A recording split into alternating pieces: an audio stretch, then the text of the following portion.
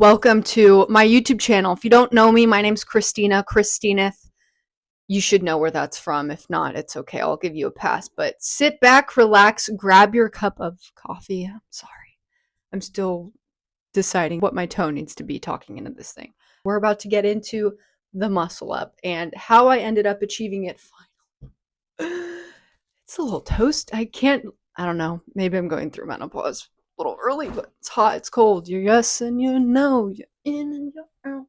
Shoulders and you're down. Okay, I'm done. Sorry. Anyways, you can also use code Christina, okay, with this Calisthenics jacket, and you might achieve one tomorrow. You never know. So, I kind of want to just talk about how I finally got the muscle up and what exercises I did, what was I doing wrong, what helped me. And this is from my personal experience, okay? I'm not saying this is the only way, but this is what I did and what really helped me get there eventually, finally. I feel like the first thing when it comes to this is that your foundation matters a lot more than people think. For me personally, I had lost 15 pounds going into my calisthenics journey, which helped a lot. I came from weightlifting. I couldn't do pull-ups or push-ups or dips. Never really tried, but once I started doing it consistently, it helped a lot. The biggest thing for me at the start was just becoming lighter and getting stronger at the same time with all of this. I like to eat a lot, okay? So once I got control over that, it became a lot easier. Let's talk about strength baseline. Let me grab another sip of coffee. This is my second cup, okay? So you know what that means. We're about to deliver the sauce. If you were to ask me, I would say there's no magic number of sets or reps you should be able to do for anything, but it is definitely helpful. Obviously, the stronger you are to start off of, the quicker you will probably get it because a lot of it becomes technique based after that, right? I would highly recommend having probably around 8 at the minimum pull-ups to 10 to be able to start training for it. And you want to be able to do some straight bar dips as well for the transition. If you're able to pull high enough and explosive enough, then I think it matters a little bit less because you use less of that. But when you build a strong foundation first, it just makes everything click easier. It's the same idea as handstand push-ups or any skill, really. I mean, when I first started training for them, yes, I just kind of practiced the skill. But if you think about it, right, if I don't have that baseline strength already with pike push-ups, I can't even hold a handstand, then my progress is going to be a lot slower because I just don't have the movement pattern down yet. Yes, but also that baseline strength is just so important when it comes to progressing. The more explosive you are and the better your pulling strength is, the easier the transition will be for you because if you're already over the bar, realistically, you just need to be able to do a straight bar dip and get up over it. I want to talk about what didn't work because I wasted a lot of time here. I would spam pull-ups at first, okay? And I would randomly try to do a muscle up once every couple of weeks, thinking that it would directly transfer over from just practicing pull-up volume and everything. And yes, I did get stronger with pull-ups with slow and controlled reps, which I was very much so used to from bodybuilding. But when I started wanting to get the muscle up and working towards it, I didn't realize that I needed to be practicing the actual movement itself because that would help a ton with my technique. But also, I was missing a lot of the weighted pull-ups and a lot of explosive work. I did not work on my explosiveness. This is one thing that I do regret neglecting at the start of my journey because it would have saved me a lot of time in trying to achieve the specific skill as in the muscle up. But I was just so used to everything being so slow and controlled, time under tension. And yes, that is great for hypertrophy and everything, but when it came to achieving skills, sometimes you need to approach it a little bit of a different way. The biggest game changer for me was explosive high pull-ups and weighted pull-ups. They were my best friend with this, okay? I would start working on this, and I totally neglected it before. And obviously, when you're first training it, I think a lot of people don't know how to grip the bar. So when you're doing normal pull-ups, you're used to just going like this, right? If you can see this, just a normal grip. But when you're doing a false grip, you want to hold the bar right here on your wrist and grip it over like this. So a lot of times, like when it first clicked to me, okay, it wasn't clocking to me, which was really frustrating. I was like, what the heck?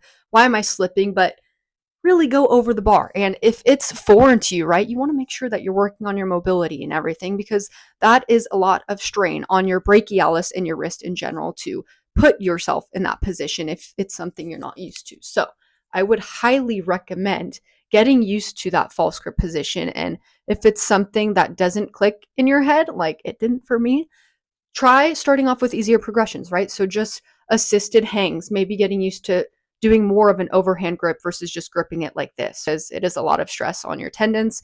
And, it's a new load to get used to. It's a little bit different and it's a little bit harder for your tendons to adapt versus your muscles at first, especially when you're getting into calisthenics and getting used to these skills. So make sure you are taking the time to recover and you're building up your strength with that as well.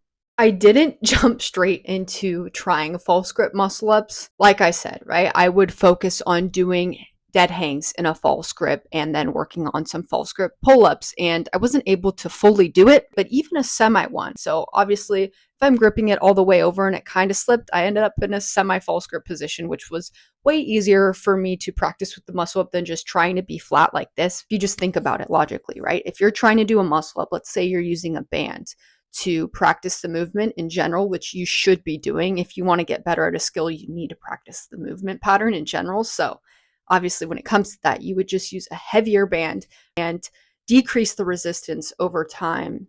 Did I get that right? Decrease the resistance. Yeah, decrease the resistance of the band over time. So you're actually pulling more of your body weight. But if I'm doing a muscle up, I try to do it this way. If you think about it, when you pull high enough, I wish I could. When you're pulling high enough, right, and say I get to here, my wrist is not in a good position to try to transition. I have to do all this work. Unless you can pull explosively enough and high enough and you have that strength, then obviously, you pull high enough, it makes the transition easier. But if you can't and you're stuck halfway, how are you going to get yourself over?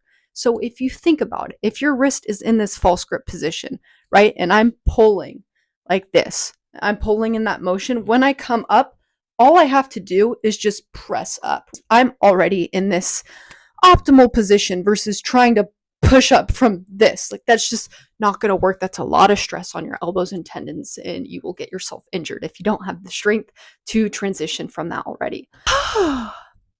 I hope this is making sense to you. Once I got used to the movements and having that load on my wrists and tendons, my brachialis, all of it, then it became a lot easier. I got my first muscle up within the first couple weeks of getting used to the semi-false grip position, even just understanding that and comprehending it. Hold on. My poor jacket fell. The transition is huge. I will say a lot of people get stuck here. The moment where you go from pulling under the bar to being over the bar is everything. So what helped me with practicing the transition in general? One, yes, it was practicing the movement on its own, but practicing on a low bar, I have a static bar at home, Fenex static bar, code Christina once again, I know. But you can also do this literally on any straight bar you can find at the gym, at the park. There's a lot of options. If you can do it on a Smith machine too, right? You can just practice the transition from jumping in that position to get used to that movement pattern. You can also practice the transition on a low bar. So practicing the transition of going from the top of a muscle up, halfway and then back over, that'll help you a ton. It'll make a lot more sense technique wise in your head. That'll also help you with the slow muscle up because you really need to know what to do with the false grip in your wrists in that position in general. For me personally, I like about a shoulder width apart grip and doing the false grip in that position. If I were to try to do it wider, that's a lot of stress on my shoulders, and I just don't think it puts them in the best position for where I'm at strength-wise. Some people find closer together is better, but when I'm around shoulder width apart, it really helps me lock my lats into place too, and everything just feels more compact and it feels better on my muscles and joints in general. But yeah, first the technique just wasn't clicking for me. And once I started focusing on these little things, it helped a ton. Another thing you can practice that I found helps a lot is doing Australian rows in that position. So once again, having the bar rest on your wrist right here and doing rows that way too just helps you get used to what it feels like putting your tendons under that load in that position as well. So my cat is going crazy, so I'm sorry if you hear her. She wants to play. but no one will throw a hair tie out for her to go catch it right now. I hope that helped you. Let me know if you have any questions, but those were the main things that I found very beneficial in finally getting me a muscle up. And honestly, in 1 month, I went from one muscle up to four, and most of it was just technique based. Yes, I will say I ended up starting a deficit, which helped me a ton because obviously I felt like I was flying a little bit more, especially when it comes to certain skills like the muscle up, pull ups, and everything. I can definitely make a difference there, especially with skills, but I won't even get into that right now because that's not what this video is for. If you want the very brief summary, here you go. Build a strong base first. Being able to do at a minimum 8 to 10 pull-ups, being able to do dips. Don't rely on slow reps alone. It will make it a lot more difficult. So train your explosiveness intentionally. Respect tendon adaptation. Okay, it takes time to get used to these movement patterns, so don't rush the process. It's better to have a strong base and be able to understand the mechanics of everything rather than just rush directly into getting the skill. That is how you get nagging injuries and how you get hurt. So make sure you're warming up with that too. Practice the actual movement pattern. This is huge. Otherwise, you're just, what are you doing? Once I stopped randomly training muscle ups and actually started training for them, one heck of a difference. And it finally clicked in my head. If you're stuck right now, trust me, I get it. But once you start focusing on all of this, it will make one heck of a difference. I promise you. I don't know if I put the video in already, but this was literally me trying to do a muscle up a year ago versus today. One heck of a difference. It takes time, but it is so worth it.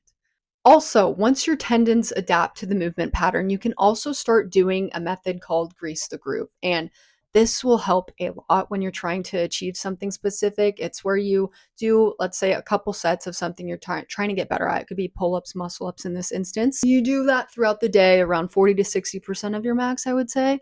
And over time, it'll start to click.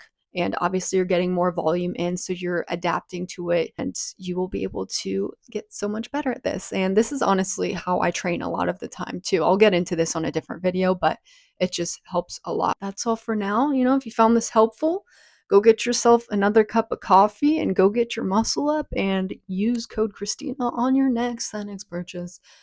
I should stop drinking caffeine. Okay, well, if you enjoyed this and it helped you, like, subscribe, and let me know what else you want to hear and see more of from this YouTube channel. Bye.